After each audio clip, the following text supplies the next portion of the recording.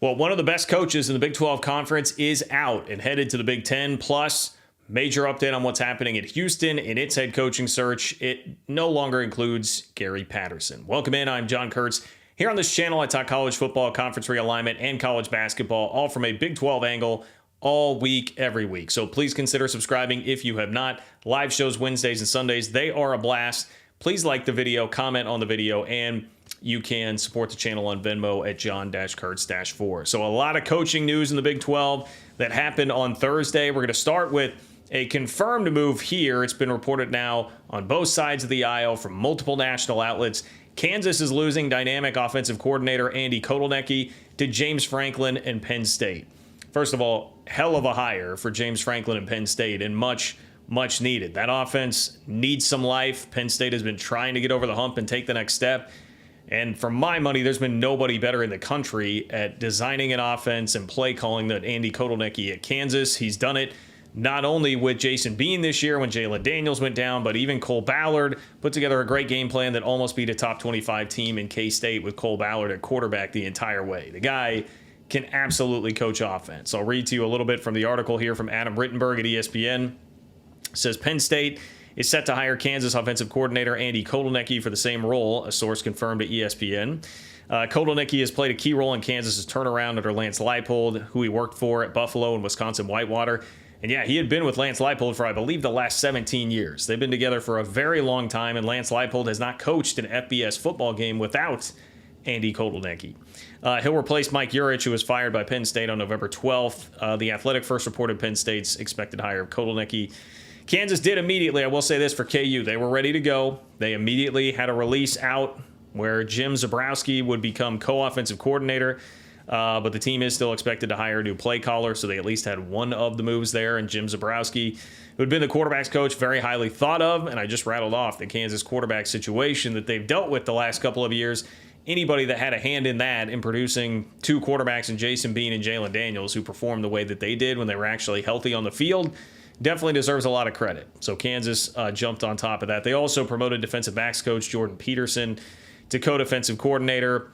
That is another name that was Kansas fans were scared of being sniped. Sounded like Texas A&M was doing some snooping around there. He is a dynamic recruiter. So some moves by Kansas to make sure that they're keeping their other guys that they feel very good about. Kotelnicki oversees a Kansas offense that ranked 29th in scoring and yards per game.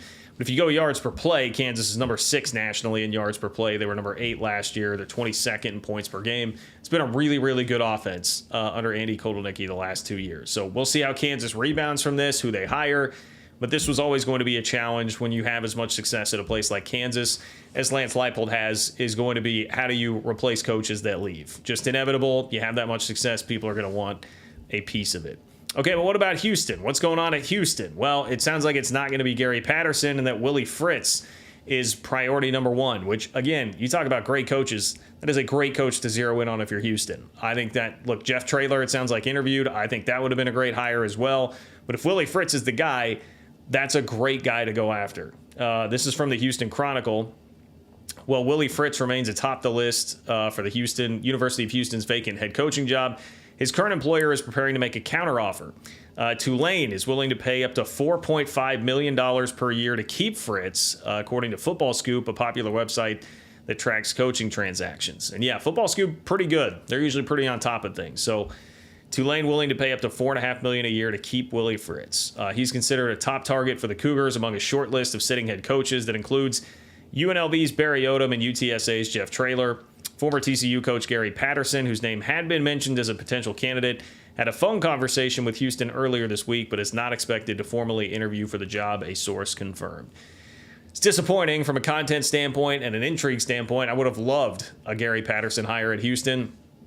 I don't think he would be a better hire than Willie Fritz or Jeff Traylor, just simply because I wonder a bit about Gary Patterson's place in today's game. I certainly believe the guy can coach some ball, but I don't know if he is up to snuff with NIL, the portal, and all the dynamics that come into play now.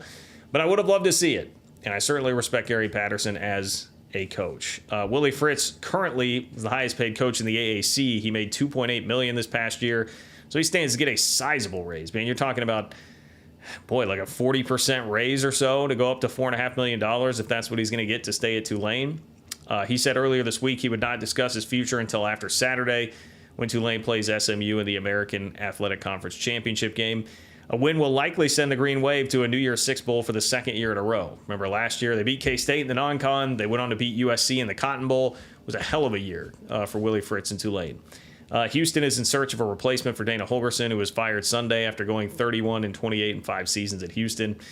Another report, this is mentioned in the article, Matt Mosley, host of the Matt Mosley Show in Waco, reported that Patterson spoke with Houston Athletic Director Chris Pesman this week, but is not considered a serious candidate. So if you were like me and you were hoping for a little bit of Gary Patterson action at Houston, seeing him back in the Big 12 Conference, that is not going to happen, unfortunately. But this still could be a very good hire for Houston.